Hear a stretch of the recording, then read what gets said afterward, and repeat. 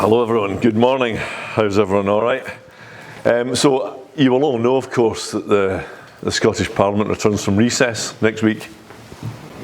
That's how I feel, yep. Let's try that one more time. The Scottish Parliament returns from recess next week. Yay! But I wonder if people in the real world even know when Holyrood is sitting. And I bet that most don't know the names of their MSPs or what they get up to. I think the place has become irrelevant to most Scots.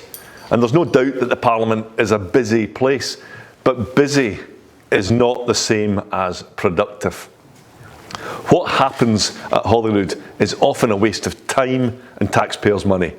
It fixates on fringe issues that the majority just don't care about. Yes, I'm thinking about the SNP's bizarre obsession with gender self-ID. It wastes time on problems beyond its remit. Yes, I'm thinking of puffed up MSPs who like to wag their finger at the world. And when the Scottish Parliament does focus on the right things, it spends vast sums of money on poor outcomes.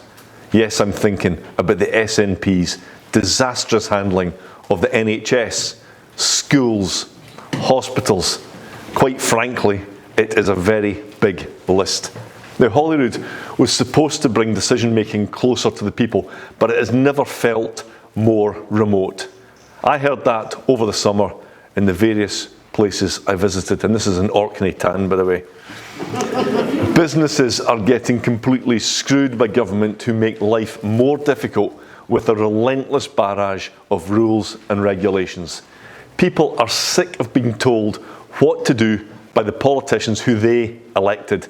People are sick of being forced to pay more tax only to have less power over their lives. Households are already struggling with the cost of living, but the SNP always come back for more. I think that punishing people with forever rising taxes is unjust and unacceptable. Politicians need to give the public a break. Yes, a financial break, but also respite from the constant white noise of interference in our lives.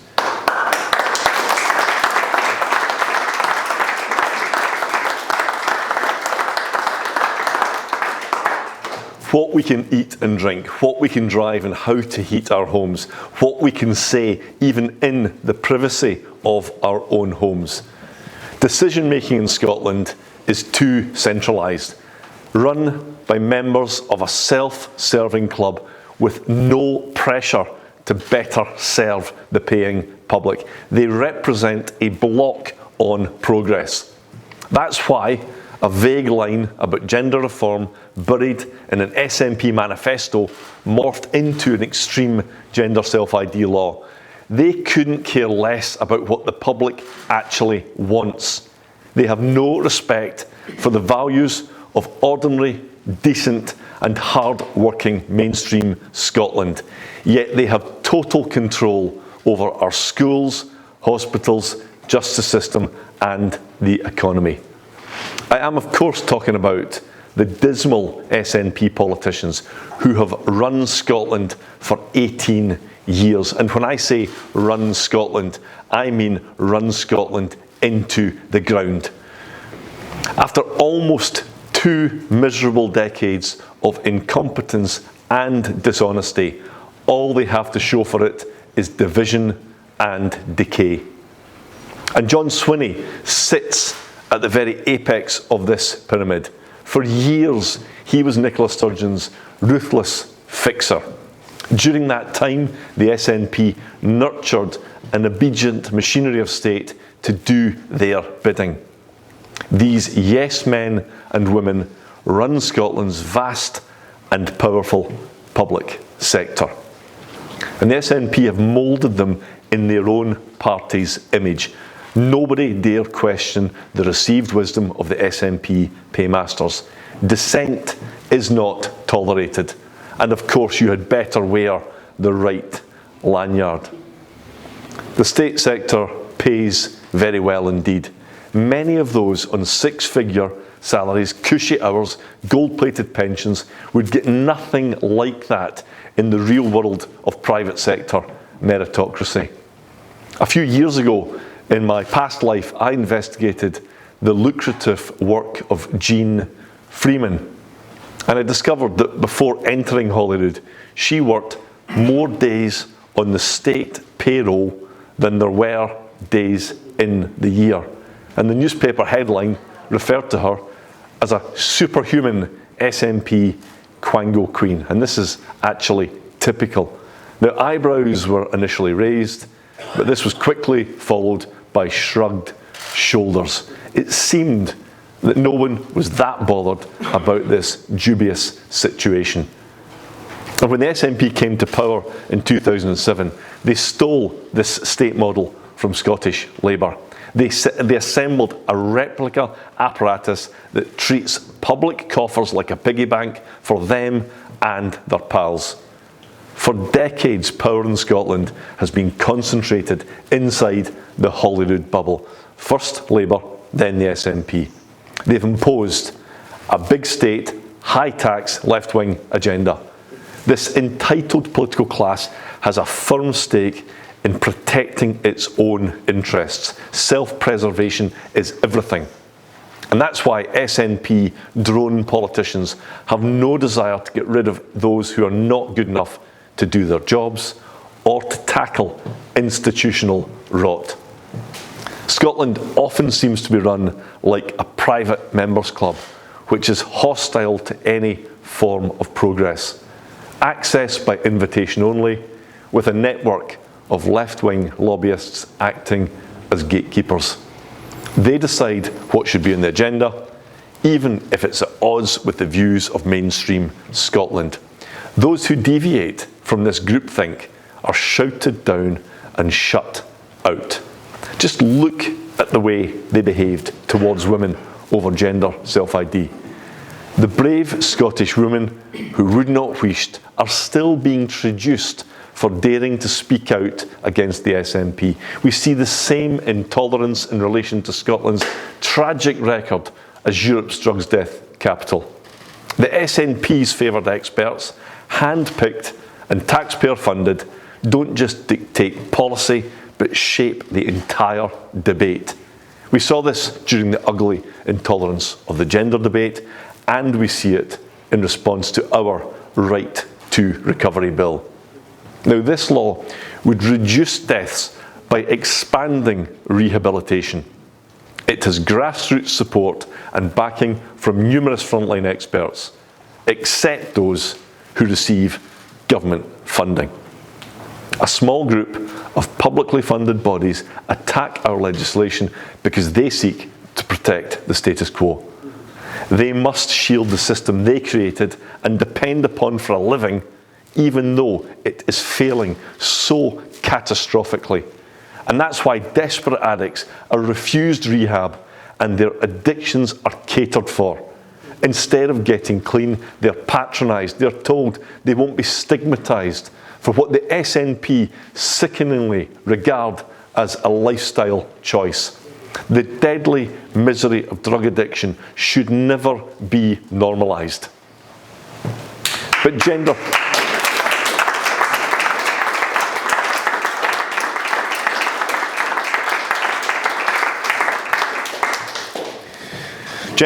and drugs are not the only examples of groups with the patronage of SNP ministers presenting a pro-government united front. Across policy areas, such groups work in unison to push the party line and suppress any dissent. A circular system of approval exists between the SNP state, its state-funded activists, state-funded charities, and state-funded academics. The reach of the left-wing establishment includes quangos, third sector agencies, and charities that only survive on government funding. And let's not forget the trade unions who dictate Scottish education policy.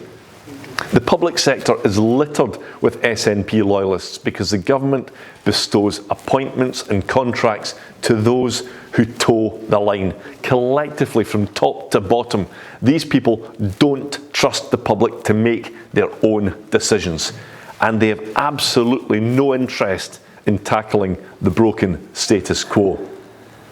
And that's why we've ended up with a Parliament so detached from reality.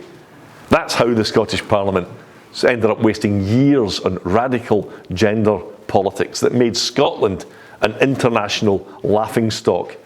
It's why MSPs recently spent hours debating who can use the toilets at Holyrood. It's why the SNP bring forward laws that go against our values of personal freedom and freedom of speech. It's why the SNP bring forward policies that would devastate rural Scotland. It's why the SNP impose measures that cripple business and punish aspiration. To maintain their harmful grip on Scotland, the SNP must control Holyrood. On the surface, it might look like a parliament where ideas can be tested freely and robustly, but in reality, the topics of debate are tightly controlled. I spent years on the Criminal Justice Committee, and I despaired at the way in which the SNP shaped legislation. They pursued lawmaking backed by their client state, but often without any real evidence to support it.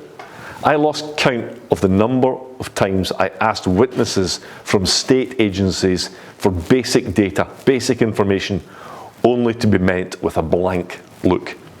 Contentious issues at Holyrood are often subject to what amounts to superficial scrutiny. Public sector witnesses to parliamentary committees are given free rein to waffle uninterrupted. Their publicly funded training teaches them how not to give a straight answer to the paying public. And MSPs who do ask straight questions are often treated with hand-wringing disdain when they're only doing their jobs on behalf of the public. Ministerial statements to Parliament in relation to big topical issues are usually laughably light on detail. They never answer questions. They're as illuminating as a 10-watt light bulb. And we see the same platitudes in response to the weekly round of portfolio questions. I experience the same sham exercise every Thursday at 12 noon. So please, if you can, tune in next week, folks. And when SNP ministers are exposed as incapable or downright dishonest, they suffer no consequences. They glide on just like the fleet of taxpayer-funded Teslas they're chauffeured around in. And as for SNP backbenchers who routinely read out scripted questions handed to them from their own government, they really ought to be ashamed. I've seen jellyfish with more spine than that lot.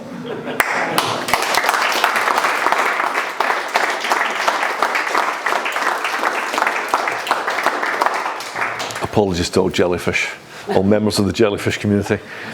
The inconvenient truth is that Holyrood has become little more than a performative parliament, a parliament that panders to a government which uses every sneaky trick in the book to evade scrutiny.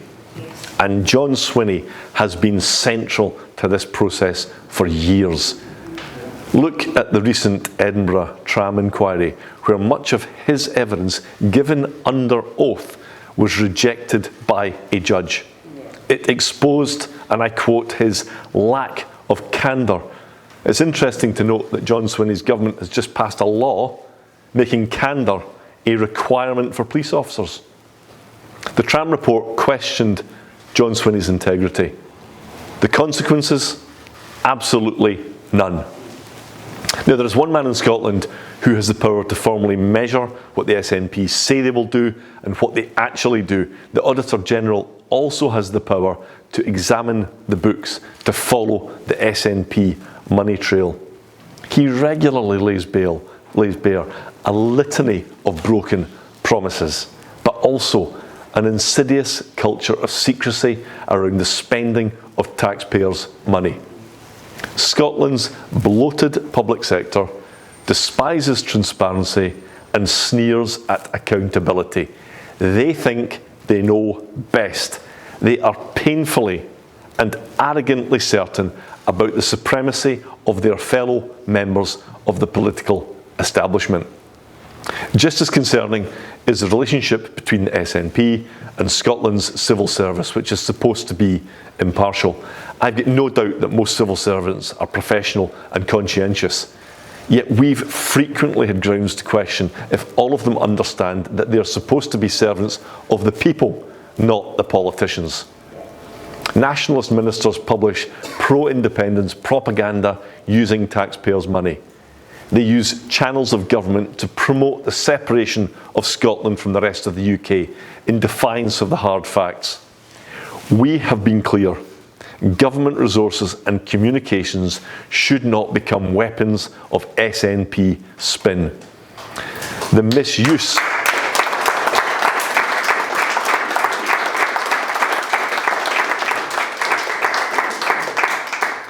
But this misuse of the machinery of state is not only confined to the SNP's obsession with breaking up our country. The First Minister was recently allowed to host a summit which he billed as being against the far right. It was no such thing. It was a nakedly party political stunt designed to promote the interests of the SNP, yet it was all paid for by the taxpayer. I didn't go because I refused to be co-opted into an SNP PR operation, but inevitably Anas Sarwar and the Lib Dem leader did turn up and get a pat on the head. I raised this SNP summit during a recent meeting with senior civil servants, and I was told that it was all within the rules. I was told that they had checked with something called the government's Proprietary and Ethics Directorate. After the meeting, I had a look at the Ethics Proprietary and Ethics Directorate. It's not very easy to say. And guess who the boss of this directorate is? A certain J. Swinney. So John Swinney holds a taxpayer-funded political summit, and when the civil service checks if this is okay, they ask John Swinney. They really do take the public for fools. Now, the civil service does have a tool that it can use against ministers who make decisions which are detrimental to the taxpayer. Ministerial directions are issued by ministers when they proceed with a course of action in defiance with formal civil service objection. Since 2008, around 70 ministerial directions have been issued by UK government ministers. Under the SNP, there have only ever been 3, and 2 of these relate to the SNP's corrupt Calmac ferry scandal. Another egregious example of the SNP's twisted form of governance can be seen in their use of false information. They routinely appear in Parliament and on our TV screens spouting bare-faced lies, whether about energy, child poverty, education, the economy, or virtually any other topic. And they then continue to spout them, even once the lie has been exposed. They have got absolutely no shame, and they're allowed to get away with it. Now, considering all this, you might be forgiven for thinking that Scotland has become a one-party state. It's not quite, but it is, I believe, a one-ideology state. The Scottish political establishment believes that taxes must only go up, that benefits must also keep rising, that immigration is always good, that free speech must be curtailed to avoid offence, that anyone can be any gender regardless of the rights of others, that businesses should be treated with suspicion, that private enterprise must be kept in check by red tape and taxation, that trade unions must dictate what happens in schools, that throwing limitless sums of money at the NHS is the only option. All of these and more are the ideology of Scotland's political establishment. Anyone with a shred of common sense can see that change is necessary. Of course people want to play their part in society. Of course they understand the need to pay a fair share for public services and the collective good, but not when a self-serving political elite in Edinburgh treats them with such contempt. So here are 3 proposals that I'm making to bring about change. To take power away from the Holyrood establishment and put it into the hands of the people of Scotland. Firstly, I've got a better plan than John Swinney to put Scotland's future in Scotland's hands, because yet again John Swinney is threatening to put independence on the ballot paper next year. Well, I believe there should be more devolved power, but away from the Scottish Parliament. Local communities and councils should be empowered by a new era of devolved decision making. Communities deserve a direct say in how their money is spent. Council budgets should be bigger, funded from the SNP's vast central pot. They should no longer be ring-fenced by ministers in Edinburgh. Their money, their choices. We would work on a plan to transfer new powers and funding from Edinburgh to local communities, and we will issue a detailed paper on this in due course. But one example would be to give councils the power to lower business rates in their area. It's a conservative principle to trust people to make their own decisions. People should have maximum freedom to spend their hard-earned cash how they want to, on their family, to build a business, to buy a home. The next Scottish budget, and after that the next parliamentary term, should impose no new red tape on businesses or households.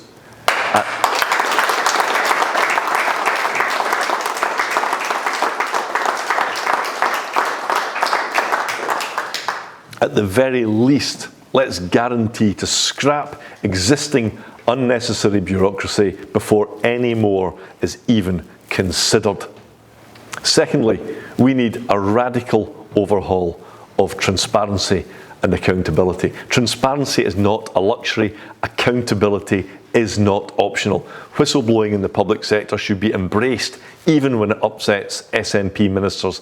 Too often, whistleblowers in Scotland are crushed by the state, which uses vast resources to inflict prolonged legal attrition. We would extend lobbying laws to public sector organisations. Those who seek to influence policies should be obligated to full disclosure, and those in receipt of taxpayers' money should publicly declare it. Ushering in a new, genuine era of transparency would shine a light on dodgy and costly decisions made behind closed doors. People would be able to see exactly how their cash is being spent. Thirdly, we would cut Scotland's self-serving political establishment down to size. We've got so many public bodies in Scotland that even Scotland's Information Commissioner cannot keep track of them all. We must reduce the number of quangos by at least a quarter. Scotland has a far higher number of public sector workers than the rest of the UK. It's 22.5% in Scotland compared to 17.4% UK-wide. We can start by returning the civil service to the levels of a decade ago.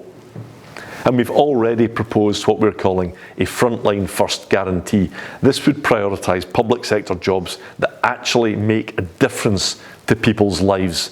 In other words, more nurses and teachers, fewer pen pushers and PR people.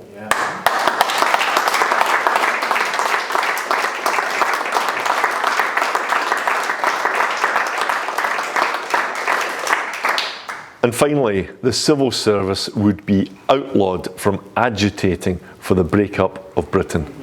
If the SNP wants to waste its time and supposedly ring-fenced donations on this folly, that's their right. But it's not their right to do so with taxpayers' money. Now, no political party, single political party, should call the shots, nor their public sector client state made up of crony activists. All of the actions I've outlined today would give people the freedom to make more decisions about their own lives. We would transfer power from politicians to the people where it belongs. I trust the Scottish public to make decisions for their communities and families. And if you agree, let's work together on a new era of local power. You don't have to believe that my party has all the solutions, but we do know that meaningful power should be seized from Holyrood and put back in your hands.